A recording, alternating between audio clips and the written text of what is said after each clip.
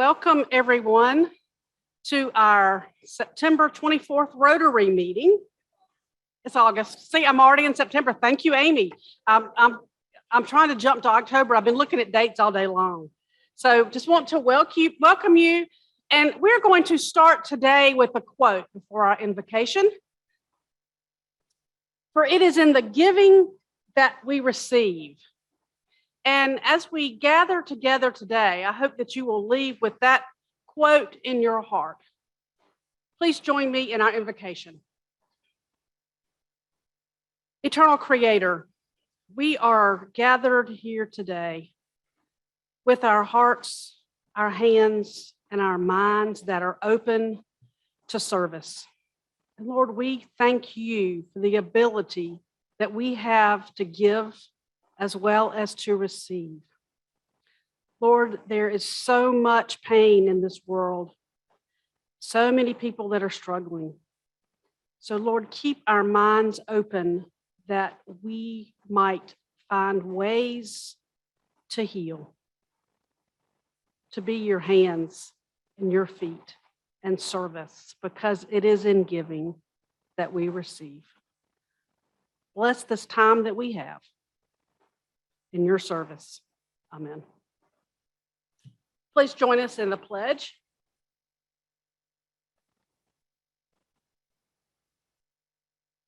I pledge allegiance to the flag for the United States of America and to the republic for which it stands, one nation, indivisible, with liberty and justice for all.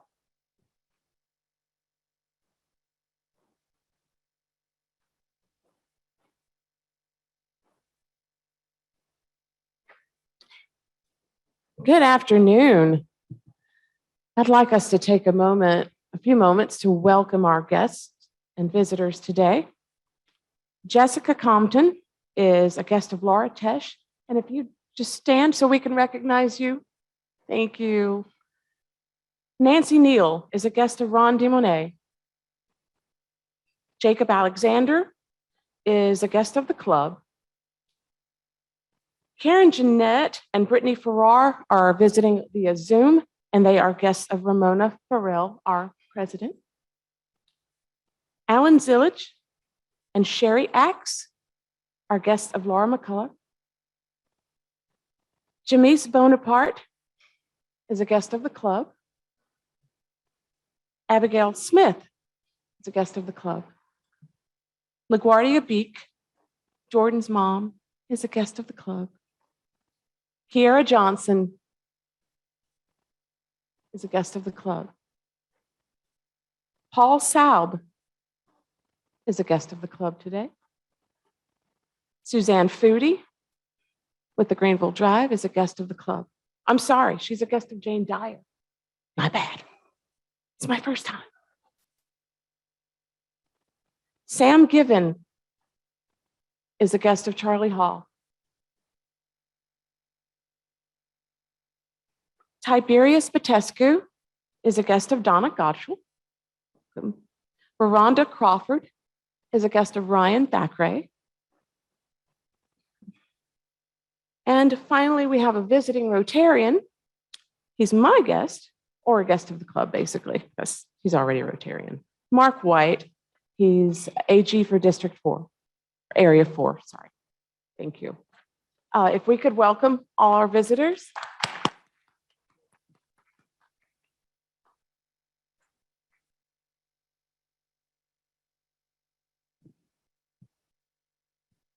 I'm Judy Prince, and I was president of this great club in 2013, 2014. Oh, that was so long ago. Is there anyone still here today who was a member at that time? I have just one memory of that year. In that year, the Rotary Club of Greenville was named the Rotary Club of the Year for Rotary District 7750 out of 54 Rotary clubs. What a great memory. Now I am chair of the co-chair of the Rotary Service Above Self Scholarship Committee and co-chair of the Peace and Conflict Resolution Conference, which you will hear more about later on. With our speaker, Jaden Beek, today, we will have heard from all of our Rotary scholars. Now, for those of you who are guests, the Rotary Service Above Self Scholarship is awarded annually by this club to a graduating high school student in Greenville County who has had an extraordinary record of service throughout their high school years, great academic accomplishments, and financial need. The students receive $5,000 a year for a total of $20,000 over 4 years.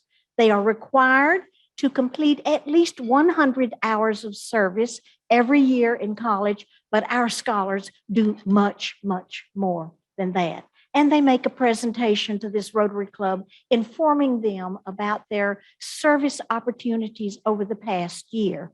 So far this year, we've heard from Lana Abujin, who is our newest scholar. You may remember that mental health of young people is her area of service.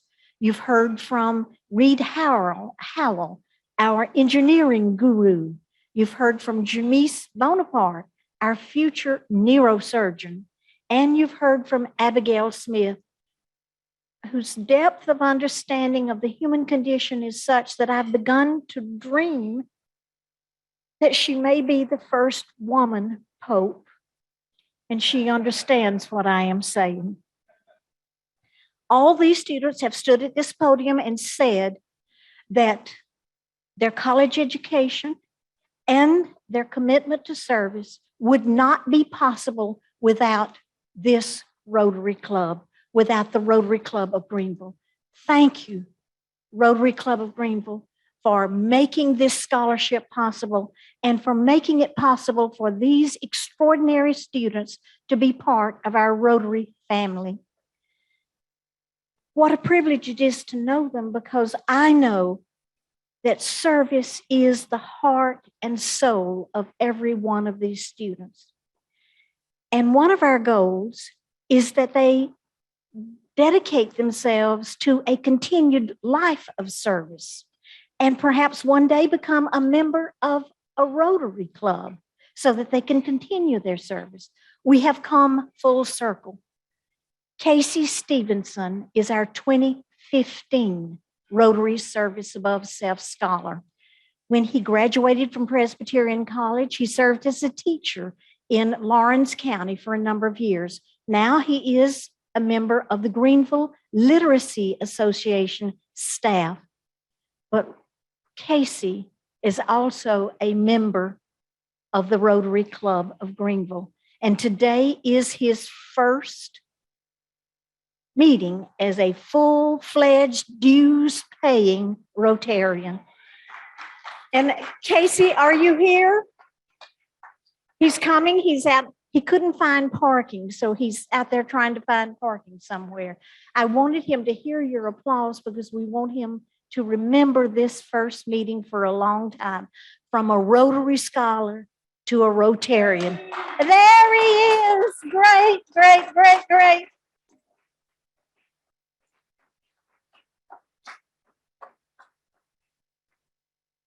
I'm amazed at the uniqueness of every one of our Rotary scholars. Hear me when I say, and this applies to every one of our scholars, there's only one Jaden Beek in this world. Jaden has such a dynamic personality that she energizes everyone she is around. It's such an honor for me to introduce her. Jaden is our 2019 Rotary Service Above Self Scholar. And she graduated at the same time with an Associate of Arts degree from Greenville Technical College when she graduated from Greenville Technical College Charter High School. I think she had 68 college hours when she graduated. All the while, she carried a 5.1 academic average, not a 4.0, a 5.1. She received the Warrior Way Prize when she graduated, which is the highest achievement the top award that any student at Greenville Tech Charter High School can receive. The Warrior Way Prize is given to a student who is the epitome of what all students at Greenville Technical College Charter School should be. Strong academics with characteristics such as responsibility, diligence, and respect for others, and that is Jaden Beek. At a young age, Jaden's resume would rival some of ours. She spoke before the city council. She's had an op-ed printed in the Greenville News, and her first grant was funded before she graduated from high school. She completed 380 hours of service before graduating from high school, including a community-wide event with mental health and addiction, and a career conference with students of marginalized families. Jaden serves on the 2022 Rotary Peace Planning Conference Committee, and she's already making outstanding contributions. Jaden is one of those young people who today will not wait 10 or 15 years to become a leader. She is a leader already, and she embraces that role with a maturity far beyond her age, as members of our committee will attest. Whatever she's doing, whether it's serving others, participating on a committee, planning an event, Jaden Beek leads with compassion, walks with integrity, and abides in empathy. Thank you, Rotary Club, for making it possible for Jaden Beek to be a member of the Rotary family. Jaden.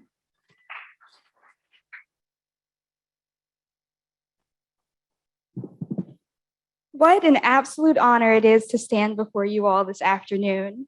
Thank you for granting me this opportunity to share, and even more for allowing me to follow your brilliant example of service. Service is love made tangible. Love for others is what empowers and inspires me to serve in any and every capacity I can. My upbringing and personal convictions have guided me into a life of service. I have been blessed with numerous opportunities to learn the meaning and value of serving my community throughout my lifetime. This foundation has equipped me with the ability to see a need and follow through to fulfill it. As a college student, I have continued my service efforts, and service has genuinely become a way of life. Last year, I was able to share the many ways in which my experiences while traveling lent themselves to new adventures and service opportunities. A great deal has changed in this past year, and in the midst of all of the uncertainty, one thing has remained certainly clear, and that is the importance of fully integrating the act of serving into my life.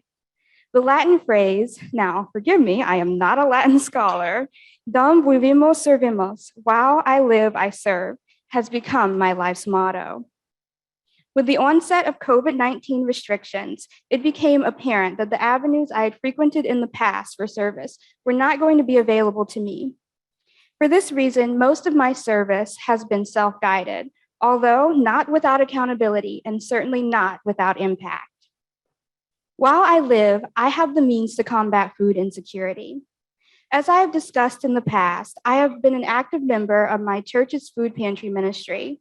Between the months of July and August of last year, I took on the project of reorganizing and refreshing our pantry to better meet the needs of our community. When the world stopped, the need for food security did not. I took on this project and was able to replenish our canned and dry food supply. I had the opportunity to reach out and serve organizations such as the Family Effect and community members alike with various food donations. In addition to revamping my church's food pantry, I volunteered with a nonprofit organization, Shepherd's Ministry, and was able to feed over 400 homeless and needy men, women, and children on Thanksgiving and Christmas Day. While I live, I celebrate our differences. During the diversity panel hosted the other week, diversity was defined by a presenter as anyone unlike herself. This definition resonated with me significantly, as I have grown up in a multi-ethnic home, being the daughter of a Jamaican immigrant and a Greenville native. I learned at an early age to celebrate the differences found in thought, experiences, ethnicities, and cultures. This past year, I had the distinct privilege of serving as treasurer for Southern Wesleyan University's Multicultural Club. In this capacity, I was able to raise and track funding for engaging school-wide celebrations of Hispanic Heritage and Black History Month. While I live, I aim to honor the growth in all. Many of you may be able to relate to feelings of joy and appreciation when a spouse or loved one does something nice for you on Valentine's Day. However, there are many who are not afforded such luxuries. During my senior year of high school, I interned with the Phoenix Center and became familiar with their inpatient women's detox facility. With the women in the detox program in mind over Valentine's season, I felt it would be beneficial to celebrate their efforts for growth and to meet a need they may not have recognized they had. I organized students across campus to put together Valentine's Day gift bags containing blankets, journals, letters of encouragement, and of course, Valentine's candies. While I live, I learn. This summer has undoubtedly been eventful in more ways than one. These past 3 months, I have served as practice assistant for a counseling organization. This role has granted me the opportunity to learn the many joys of insurance billing, the beauty of the behind-the-scenes maintenance that goes into running a counseling practice, and most importantly, the value of providing clients with sincere and enriching service. While I live, I dream. I aspire to be a forensic psychologist working in the realm of victim advocacy. My ultimate goal is to work with marginalized populations, empowering them for success and stability. I am particularly interested in making a difference in the lives of those who have known the brutal reality of human trafficking. This heinous institution has long plagued the Greenville community, and I am committed to helping eradicate it. Switch is a Greenville-based nonprofit organization developed in 2012 to wage war on human trafficking. They offer individuals the help they need if and when they are ready to receive it. I will have the distinct honor of joining their team this fall as a direct service intern. In this capacity, I will attend clinical staffing, observe and assist with intervention and restoration services, and conduct training on human trafficking education. By earning my bachelor's degree in psychology with a concentration in criminal justice, I will be well-versed on the marriage between psychology and the law. This knowledge will equip me to make an effective and meaningful difference as I pursue my master's in counseling. I am confident in my educational choices as an actual means of effective, committed life to service. I am humbled to share and have my experiences heard. Thank you.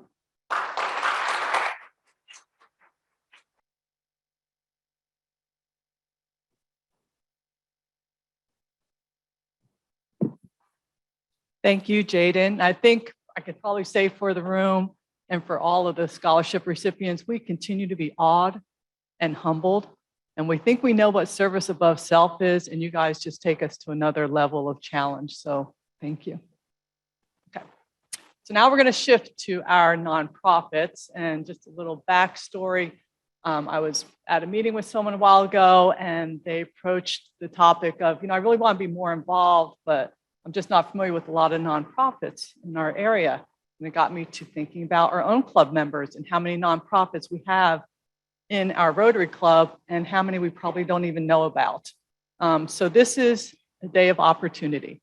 There are people online in Zoom. These are people who've also, again, expressed interest in understanding, learning more about the nonprofits that are involved in our Rotary Club, as well as Rotary itself. And so this will be that opportunity. So for the stage setting, this is not a monetary ask. You'll see a slide come up. This is about a nonprofit that wants to share their mission, raise awareness. Perhaps they do have an ask. It might be, we're looking for board members. We're looking for an advisory council member. We're looking for somebody to be part of our finance committee. We have this upcoming event. We really need volunteers. Oh, and hey, it doesn't need to be just you. Include your family in this activity. So that's the type of hopeful presentations we'll be having. And then for the logistics, and I seem to be pretty good at mixing things up, we're going to have the first three. Everybody see the agenda. Hopefully the nonprofits who are here, pay attention, please. So Linda Breeze would come up now, if you will, Kimberly Schell, and then Ron Demonay. And as the first nonprofit finishes speaking and exits, that next nonprofit on the list should come join the line. So if you guys line up to the left here, and in the order, right? Because the slides are presented in which, the name in which your nonprofit appears.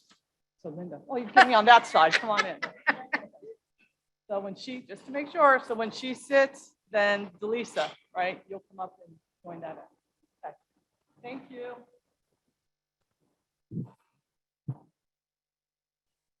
Good afternoon, everyone. It's my pleasure to present to you the Institute for Child Success. I'm Linda Breeze.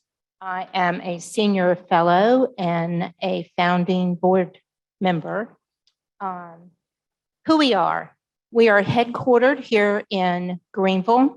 However, we do work not only in the state of South Carolina, but throughout the country. We have staff and board members throughout the country. We are a nonprofit, nonpartisan research and policy organization all around early childhood and the success of all children. It's very important to us that we bring together a lot of aspects of the importance of young children. And over 10 years ago, Prisma Health used to be Greenville Health System. That used to be, anyway, Prisma Health and the United Way brought expertise together to figure out a way to improve the quality of life for young children.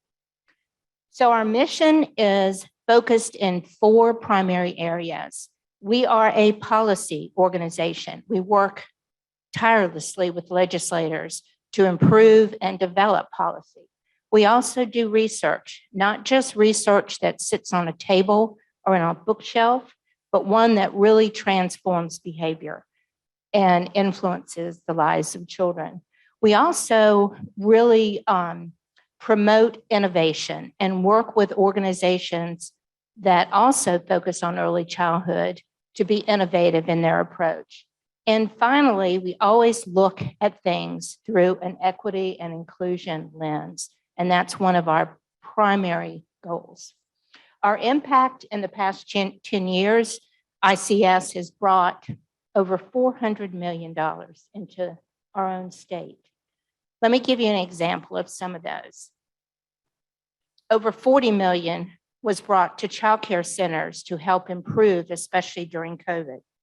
30 million was brought to help support nurse-family partnership, which focuses on making sure that these first-time mothers of very young children are supported.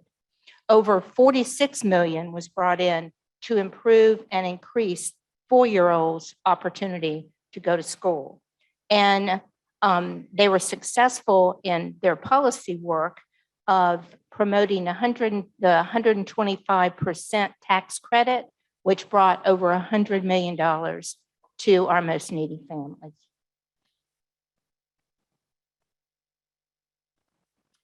How to become involved. The most important thing is to stay abreast of the importance of early childhood education, and you can do that by going on our website, and you can advocate with legislators to follow those policies. We're getting ready to have a 10-year anniversary, so come on board and take a look at our website.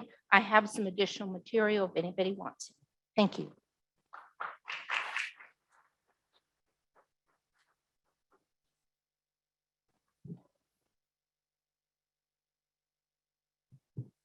Good afternoon, fellow Rotarians. I'm Kimberly Shell, and I am the newest member of Greenville Tech Foundation as Development Officer, and I'm here with my counterpart. I'm Jackie Cabasco, also a Development Officer with Greenville Tech Foundation.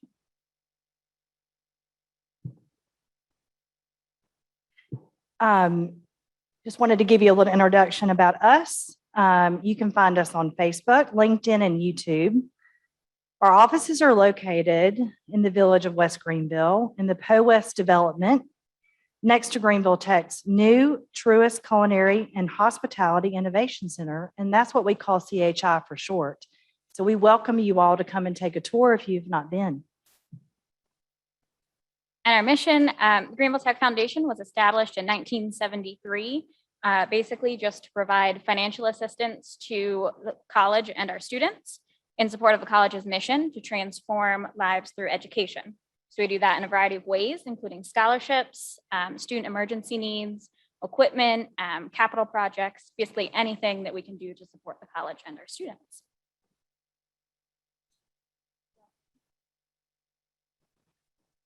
And I'll talk briefly about 2 upcoming events. So the Workforce Development Salute is our signature fundraising event, and that is planned for Tuesday, November 2nd, and it will also be at CHI, the Truist Culinary and Hospitality Innovation Center.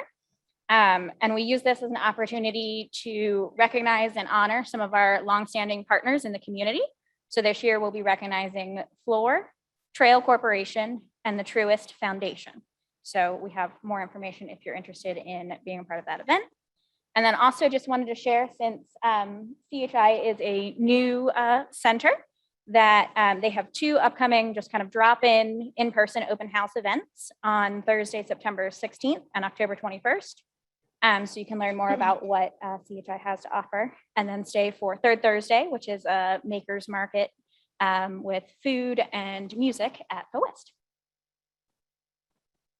So with us being a foundation, we always have volunteer needs. I'd like to share some of those with you.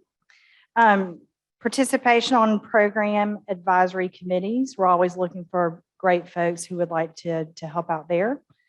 Also donations of food and personal care items for our Caring Corner. This is our on-campus food pantry.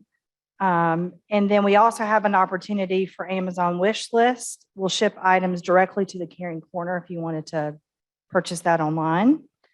Also community days of service, such as 9/11, Martin Luther King Day, and Juneteenth. Experiential learning opportunities for students, such as co-ops and internships, apprenticeships, and tech scholars. Employers can also be involved with our career job fairs and post openings on our job board. And also engagement with students by program of study, guest speakers for classes, mentors, mock interviews, lunch and learns, or special events. So we have more information. If you're interested, just come find us. Thank you. Thank you.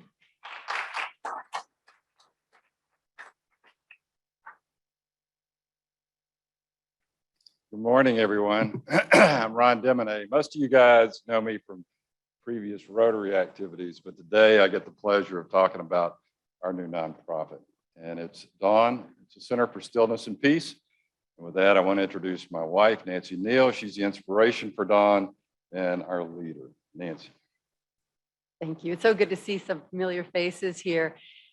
Our retreat center really is, in my mind, a necessary piece for leaders that all of you are, because the concept is this opportunity to get quiet, come to a place of stillness. It is nestled in the North Greenville County by the Blue Ridge Mountains. And our inspiration to do this is we know that there are lots of things coming at us at all times, but how do we quiet down to hear that still small voice within? We believe that that's what we're all about, creating a community that's interested in doing that, because when we have a deep inner peace, it enables us to have harmony with others. And so we need a place to do that. And we believe that nature is a piece of that. And so that is our drive and our vision. I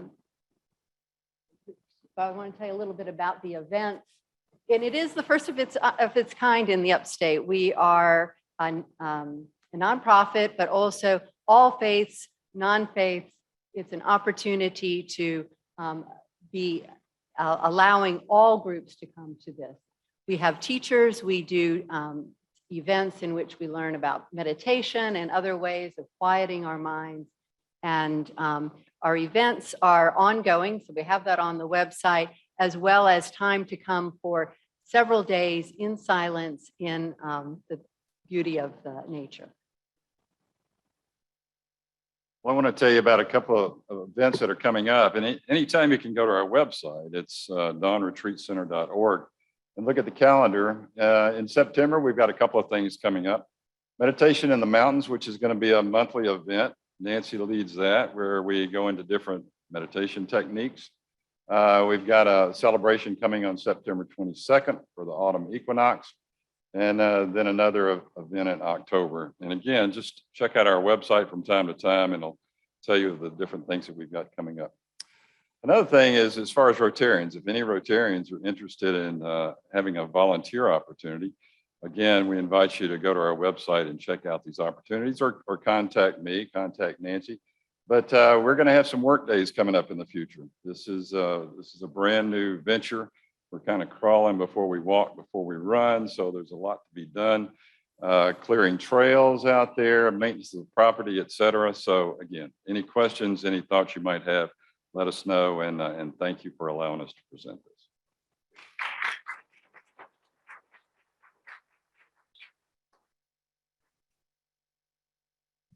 Good afternoon. I'm Delisa English, and I'm the president and CEO of the Blood Connection. And it is my honor and privilege to be here talking to you today about the Blood Connection, your community's blood center. We're here for you. Our mission is very simple. Blood sustains lives. It sustains precious human life. When you donate blood, you give somebody else a chance to live. You give somebody a chance to walk their daughter down the aisle, somebody who's fighting cancer, who never thought they'd be able to do that. When they get a blood transfusion, they get life. And that's what we do at the Blood Connection. We are, again, we work very closely with our hospital partners. We're the sole provider of blood to all the upstate hospitals. And it's our privilege and honor to be able to do that. But we need help. If you go to the next slide, you can see, this is what we're talking about. We are not asking for money, but we do need your time. And the ways that you can help are donating blood. How many in here are blood donors? I know a lot of you are. You are awesome. You are my heroes. You can help us by scheduling an appointment to donate today. That's what we need the most, or help get the word out. If you're not able to donate yourself because you've been deferred for whatever reason, tell somebody else and bring somebody else. Or if you think you've been deferred in the past, guess what? You may be able to donate, right, Bert? You can, things change, the regulations have changed. So people are able to get back into the pool and donate. Scott was able to get back in and donate. It is so important. If you don't hear anything else, if you don't take away anything else from me today, take this one thing away. Our blood supply right now is not in good shape. We have less than a day's supply of blood on our shelves right now. And that is a result of the pandemic, schools not being open, you name it. I've been doing this for over 30 years. I know I don't look that old, but I've never seen a situation where at the same time the need for blood is going up, more and more people are moving into our community, hospitals are needing more blood, and yet donor turnout is as low as I've ever seen it. So please take that back with you. Please share that. That is the number one way you can help this community maintain a safe and stable blood supply, because it takes all of us to do it. And we're only one disaster away from having to tell somebody we can't give you your treatment because we don't have blood. So that we never want to do that. Thank you for listening today. Again, thank you for all of you who are blood donors. That is a true act of service above self. Thank you.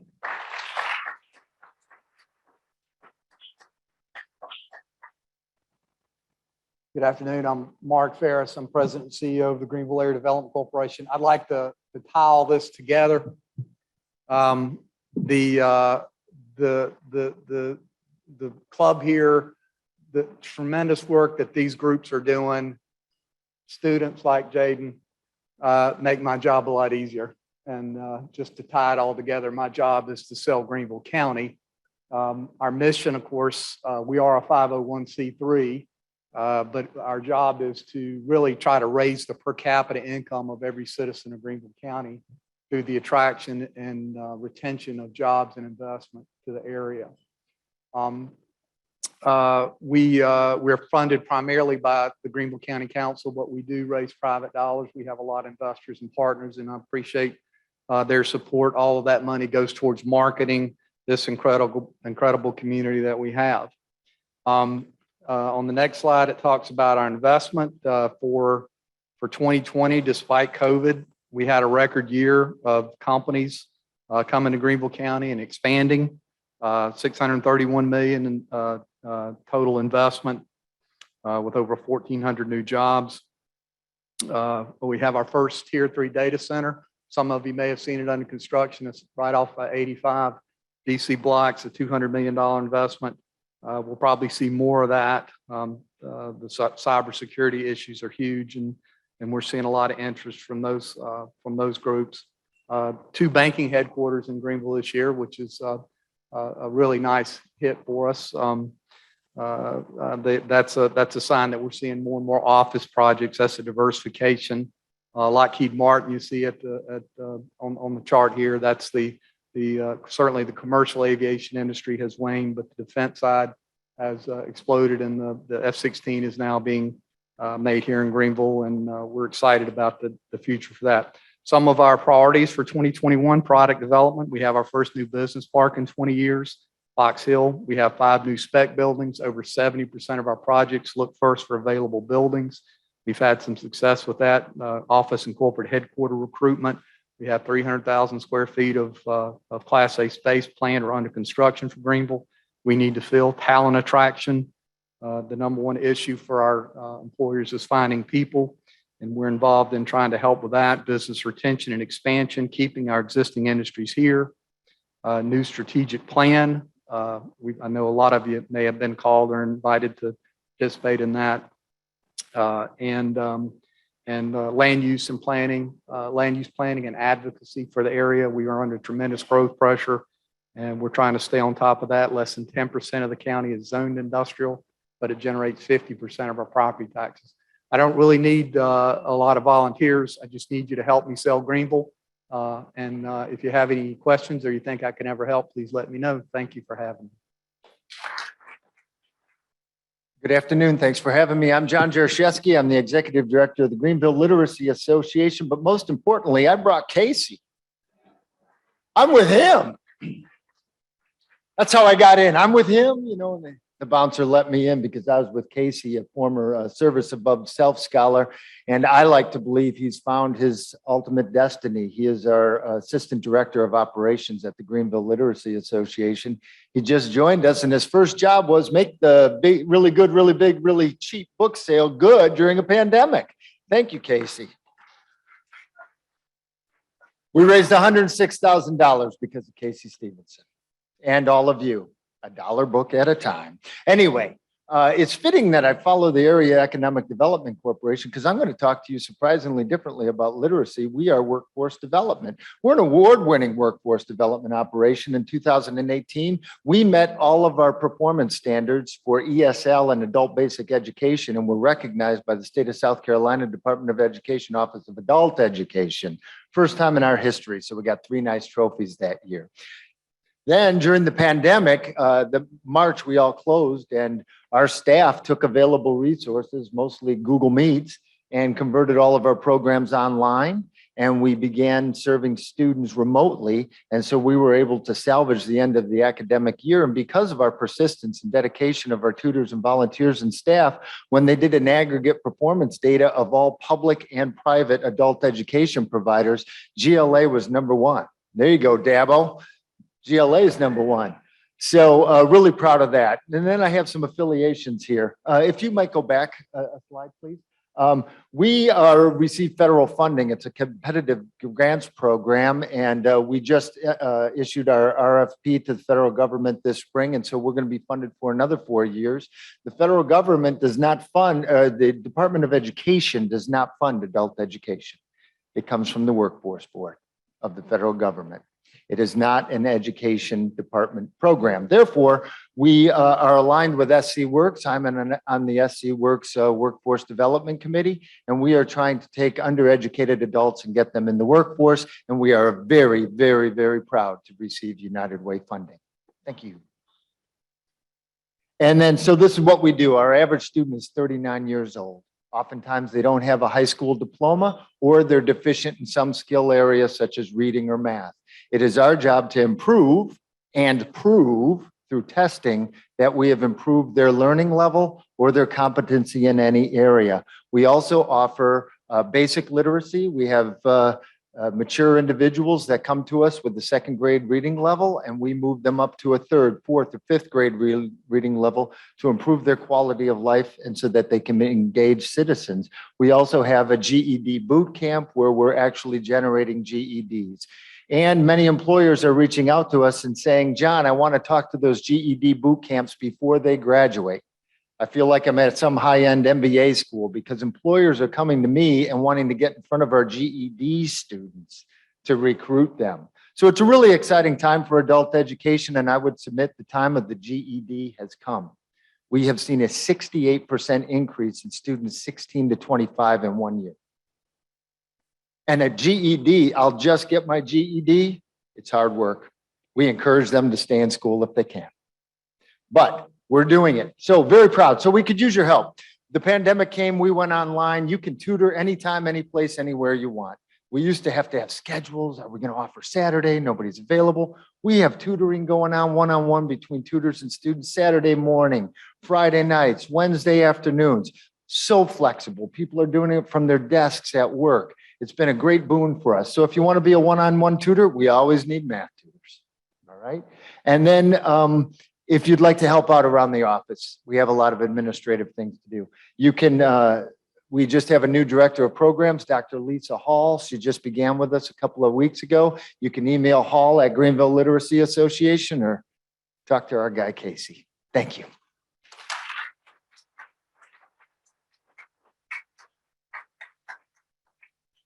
Good afternoon. I am not Charlie Hall. I am Catherine Pellicano. I am the Community Engagement Coordinator for Upstate Warrior Solution. Upstate Warrior Solution is a locally based 501c3 nonprofit organization serving our veterans, our reservists, National Guard members, active duty service members, and their families. Our goal is to provide supportive services to them to help them meet whatever goal they have or whatever most pressing need they are facing. But another part of our mission is to help educate the community on ways that we can get behind them and support them in that process. Since our inception in 2013, we have connected with over 8,000 veterans living in the Upstate, and that is a lot, but there are a lot more living here. There are over 100,000 veterans living in the Upstate of South Carolina alone. We service about 1,500 veterans every year, and that number is growing. I've listed some of the supportive services that we offer, and like I said, whatever their goal is. So if it is employment or education, they need housing or help accessing their VA benefits, we are here to support them. You'll see on the next slide, I've listed just a few of the events that we have coming up in the beginning of September. It kind of just gives an idea of what we do on a monthly basis. The first one is an event that is specifically for our veterans, and that is a shark cage dive at the Georgia Aquarium. And the next set is suicide prevention and intervention training, and that is geared toward anyone who works with at-risk populations. So for first responders, for ministers, educators, this is a free training that we're helping to coordinate for the community. The last one there is Why Hire Veterans, and that is geared toward employers and HR professionals, helping to just raise awareness about the valuable skill sets that our veterans bring to our civilian workforce. As far as volunteer opportunities and ways that you can support us, we are very proud to partner with Greenville Rotary on a veteran mentorship program that is led by George Fletcher. And through that, we are able to help pair up veterans who are seeking to get back into the civilian workforce with Rotarians who can help provide that peer-to-peer or senior level mentorship to help guide them through that process. So you can feel free to reach out directly to us or to George Fletcher for more information about that. But really, the most basic way that you can support our work is to help us connect to veterans. If there's a veteran in your family, in your circle of friends, please share our information with them so that we can reach out to them and figure out the best way that we can support them. Thank you.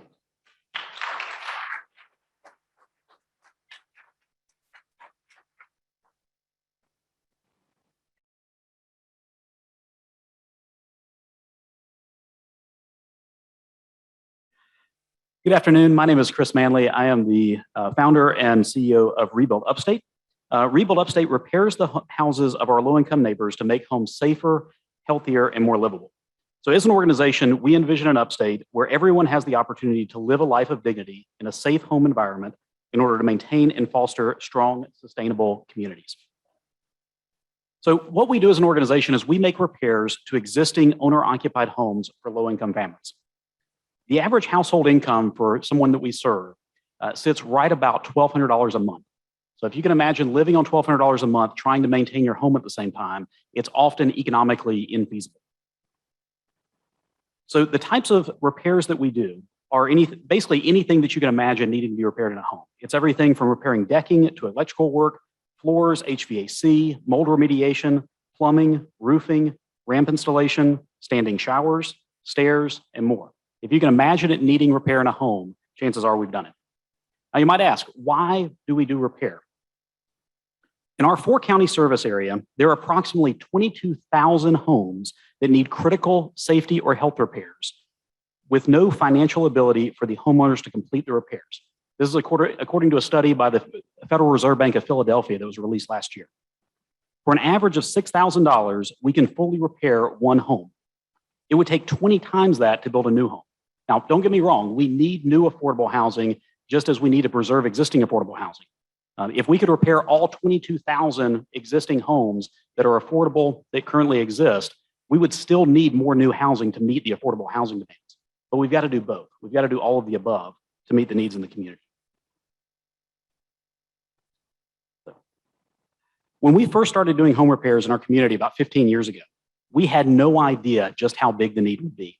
I got a call from one person that introduced me to one family that needed a new roof. That's what we knew existed. Then we did that one project and we started getting more calls. Over time, we had to organize better to meet the need. On average, we repair about 160 homes every single year. Last year, because of COVID, we were only able to repair about 139. But the good news is this year, we're on track to repair 180 individual homes. We do this with diverse funding from government grants to private grants to church and business support and individual donations. Critical to our mission are volunteers. We have over 100 individual groups of 10 or more people come together to complete projects every year. And here's the fun part about it. Most of those volunteers had no prior construction experience whatsoever, except for maybe replacing the filters in their own home or something like that. We utilize volunteers in all sorts of ways. We also have about 6 individual volunteers who spend time monthly or weekly going out in smaller groups to do some smaller projects at homes. So if you, your company, your house of worship, you individually, if you've got a friend that may be interested, we are always in need of volunteers. Volunteers are key to what we do. If you'd like more information, come and ask me. You can also go to our website at rebuildupstate.org. Thank you all so much.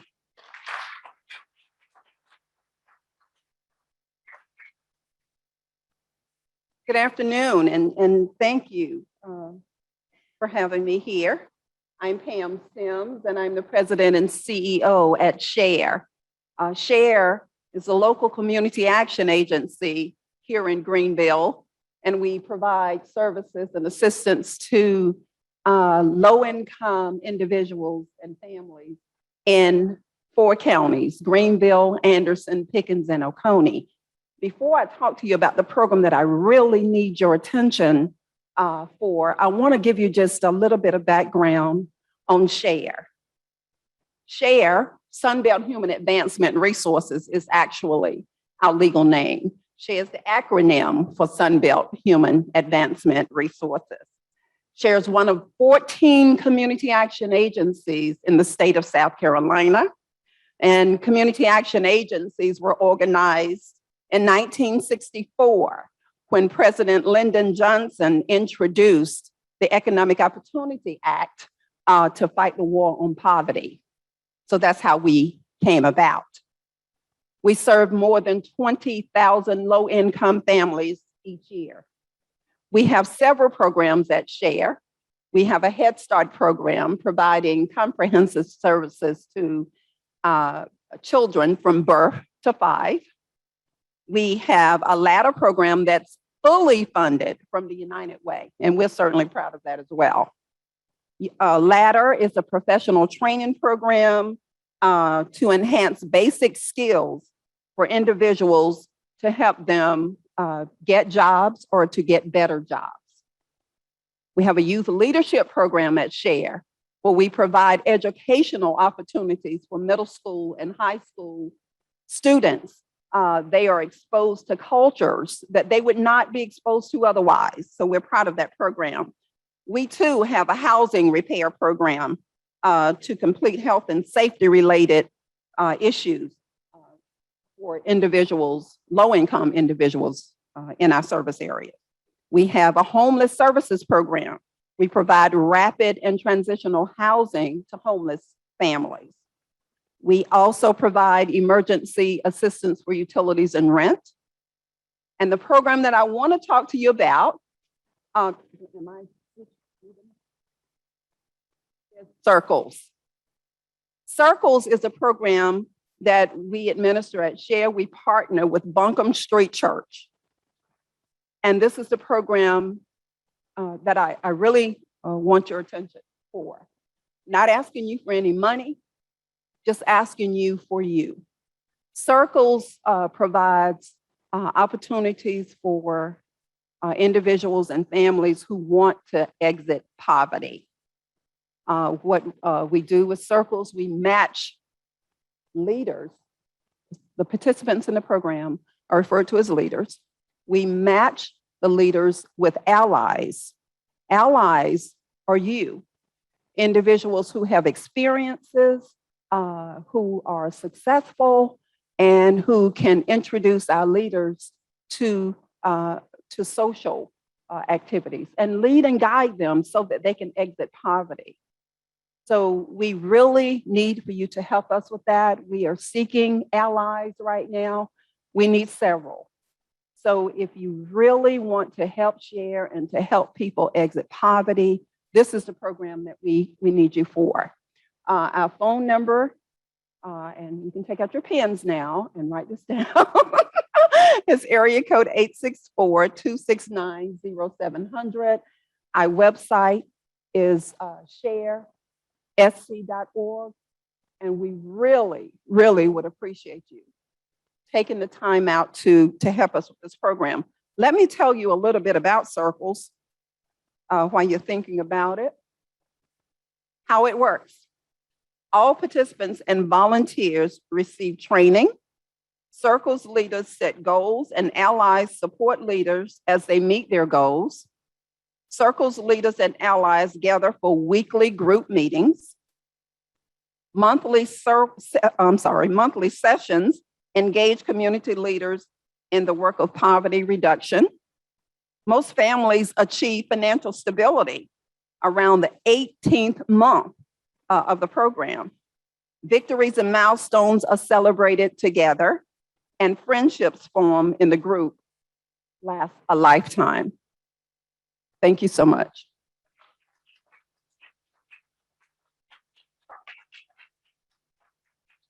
Hi, everyone. I'm Scott Stevens with the South Carolina Historical Society. The South Carolina Historical Society was started in 1855, and its mission was to collect, preserve, and share the rich history of the state of South Carolina.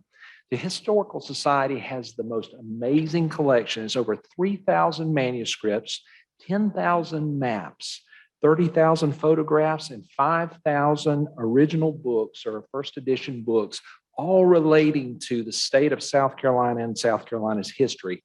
Now, we have over 2 million items in the collection, and the Historical Society is one of the most extensive libraries that's available to anyone who's interested in studying South Carolina history. And this could be genealogy, this could be writing a book, anything that you might be interested in doing.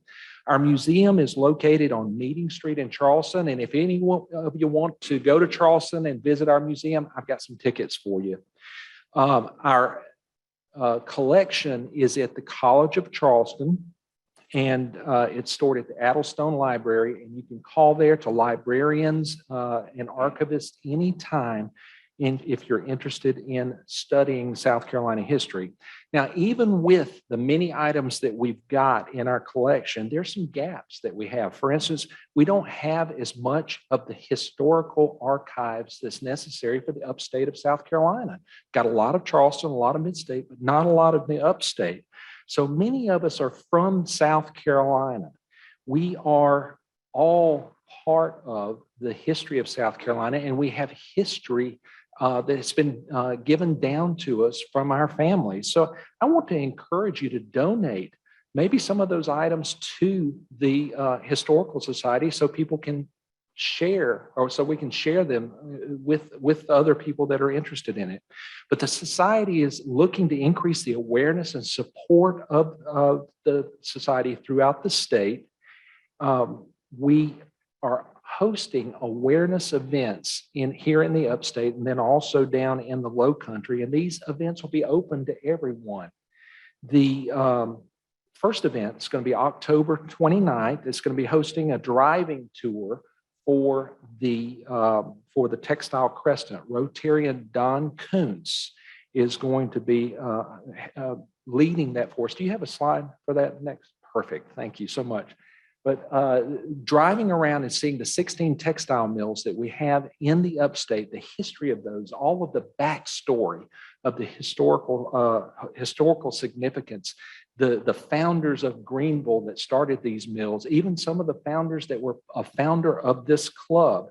So we're going to have that on October 29th. On November 13th, we'll be hosting a walking tour of 6 historic churches down in Beaufort, South Carolina. We'd love for you to come and visit us with that too. These are going to be led by historians who know every detail about each one of the buildings that we're going to be touring.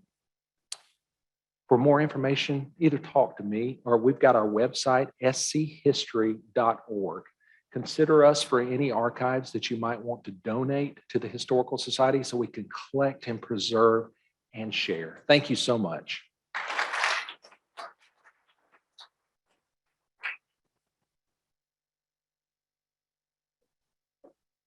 Good afternoon, everybody. My name is Charles Warren. I'm a 30-year Rotarian and a founder, director of Partners in Agriculture, along with my wife, Ghislaine. She's the president. Partners in Agriculture was formed over 20 years ago. Its role, or its goal, was to eradicate malnutrition among children up to the age of 5 in the Central Plateau of Haiti. As you will understand, there have been some stops and starts in our efforts in Haiti, but we started to produce a peanut formula to treat those children. And for 6 years, we served over 40,000 children, to such an extent where not 40% of those children, but 10% of those children survived.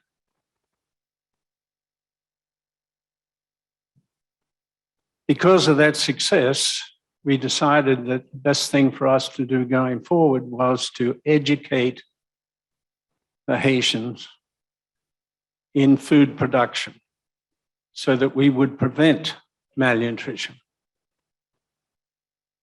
To that extent, we opened a vocational school, which has over 200 students, a 3-year program that graduates students as agricultural specialists. We then purchased 3 farms, working farms, which allowed us to grow food and to teach the students how to do that. We have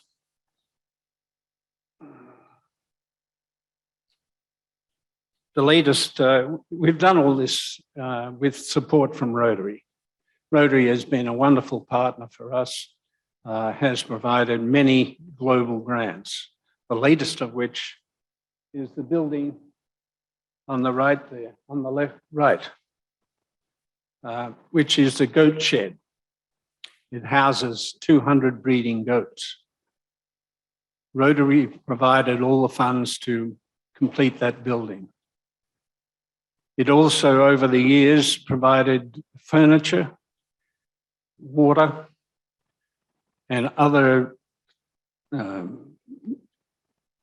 furniture for the vocational school, as well as farm implements from those. I think there were up to 23 global grants. This was a recent event in March. In fact, when we opened the goat shed, the Rotary Club of Port-au-Prince was the host club in Haiti. And they came, there were 35 of them, and they came and they planted trees and helped us with a day of work on the farms. This program was funded over 3 years by global grants to the tune of $300,000. We have completed 2 years of that, and the third year is this year. We hope to grow the breeders that we have in the goats program to over 400 breeders this year. And that will be completed by the global grant. It has been a wonderful partnership with Rotary, the Rotary Club, our Rotary Club, Greenville, District 7750, and Rotary International. And we hope to continue to grow our network of teaching the farmers. We now have 400 farmers contracted to us to grow certain vegetables and crops. The distribution of the goats to the families, we give away about 400 kids a year to families, 2 to each family that join the program against malnutrition. Our website is www.partnersinag.org. And if anybody is interested, you may want to look at that website. And if you have any questions, let us know. Thank you.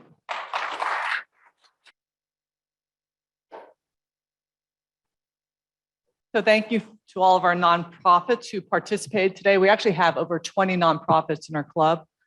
So hopefully you found the information informative, and maybe there was one of the nonprofits where you thought, I want to get more involved. So again, thank you for taking the time to share with us. I also want to thank our guests, Jaden, again, awesome work, our other scholarship recipients, guests who are on Zoom. Thank you for attending today. And then Jacob, so not to embarrass you, but I will embarrass you. So if you just stand up for a minute. So Jacob Alexander is a guest. He is also the manager of Maple Street Biscuit Company here on North Street. And I just wanted to give you the shout out. So we did an ad hoc project. Just stand up there for a minute. You got to be totally embarrassed. We did an ad hoc project with Welcome Elementary, where they have around 650 students, all 100% on the meal program. The principal said, we would love to be able to just do something for our teachers. Could you maybe help us with the breakfast or lunch? So I thought of Maple Street, because you guys have been awesome in the past, went and sat with Jacob and started talking about this opportunity. I didn't even have to make the ask. Jacob said, we're there. What can we do? And I will let you know, they basically volunteered, provided all the food free of charge. We had very little to do with that. Catered it himself, stayed with us the whole time and provided service, and is willing now to actually, I think, maybe we'll do some additional things with Alexander in terms of meal programs for them as well. So I wanted to say thank you, because I didn't ask and you volunteered, and your mission from your store, if I'm correct, is about being an active member in the community and making a difference. So you have, thank you. So also very grateful for our guests, right? Each one bring one. We've got to continue to grow our membership, provide the services that we'd love to. We've started with the drawings, and for this month, it's a gift certificate to table 301 for $25 and I'm going to put our other guest, Rotarian, on the spot. Mark, appreciate you being here with us. Like, reach in there and draw out. So again, these are Rotarians who have brought potential members to our club for the last month. And this gift card goes to, hopefully she's here, Laura McCullough. Laura, you here? Yeah, come get it. And since I'm holding this lovely blue bucket, don't forget about making cart donations. So you're going to come up afterwards and get it, or now? It's up to you. Might as well be seen and be all happy about it. All right, so just a couple of closing remarks, because I appreciate you staying as long as you have today. So you saw Jane out front. Oh, Jane's inside now. Okay, but our Kringle Holiday Village is in full force in conjunction with the Drive and the West End events. So we're going full speed. September will be the official launch by the Drive to announce our upcoming event. And here's our opportunity. So that weekend, September 3rd, 4th, and 5th, they have offered a concession stand to us. We just have to provide the service, right, to make that run. But the donations are going to come back, funnel through to Chris Kringle, then hopefully into Rotary Charities as well. So there's a table outside that Jane's and Manning's. Please stop by, sign up as a volunteer, include anybody in your family, 16 and older can also work. And I'll just say, I approached my husband right before the meeting. So honey, how do you think?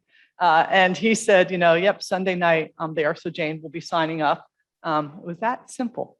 Anyway, so please do that, right? But we are in full force and very excited about this partnership. Then we have Judith, you're here today, so you're going to get acknowledged. Did you know Rotary Club now has a membership society? Just launched, brand new.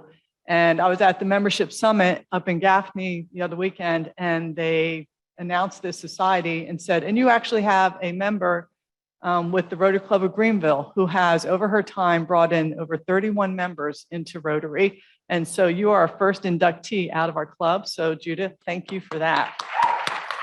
I actually came in through Judith and Elizabeth. So they set the bar high, right? But we all have goals.